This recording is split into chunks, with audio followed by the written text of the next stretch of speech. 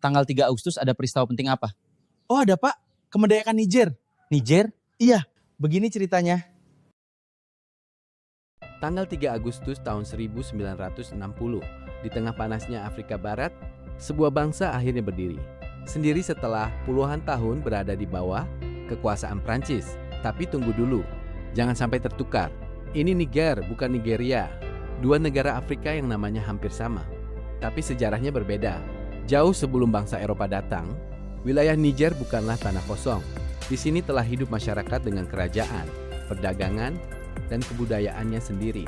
Lalu memasuki akhir abad ke-19, kekuatan Eropa berlomba memperluas wilayah koloninya di Afrika. Salah satu yang bergerak agresif adalah Prancis. Sedikit demi sedikit, Prancis memperluas kendalinya.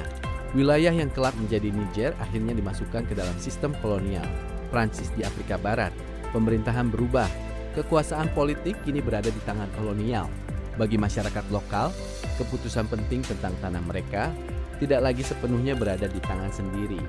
Tetapi dunia tidak selamanya sama. Setelah Perang Dunia Kedua, tuntutan kemerdekaan mulai menguat di berbagai wilayah jajahan, termasuk di benua Afrika. Satu demi satu, bangsa Afrika mulai menuntut hak menentukan masa depannya sendiri. Gelombang dekolonisasi pun semakin sulit dihentikan. Di Niger, salah satu tokoh yang kemudian berada di pusat perubahan itu adalah Hamani Diori, seorang guru yang masuk ke dunia politik. Tahun 1958 menjadi titik penting. Niger memperoleh status republik otonom dalam komunitas Prancis. Tapi saat itu, kemerdekaan penuh belum datang. Memasuki 1960, perubahan berlangsung cepat. Bukan hanya Niger, tahun itu akan dikenang sebagai salah satu tahun terbesar dalam sejarah kemerdekaan Afrika. Di Niger, harapan itu semakin nyata. Setelah puluhan tahun pemerintahan kolonial, sebuah tanggal akhirnya ditetapkan untuk lahirnya negara yang merdeka. Dan akhirnya hari itu datang.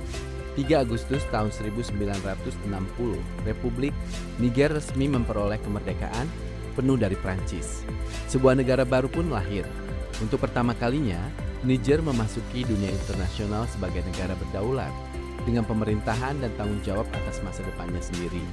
Hamani Diori kemudian menjadi presiden pertama Niger.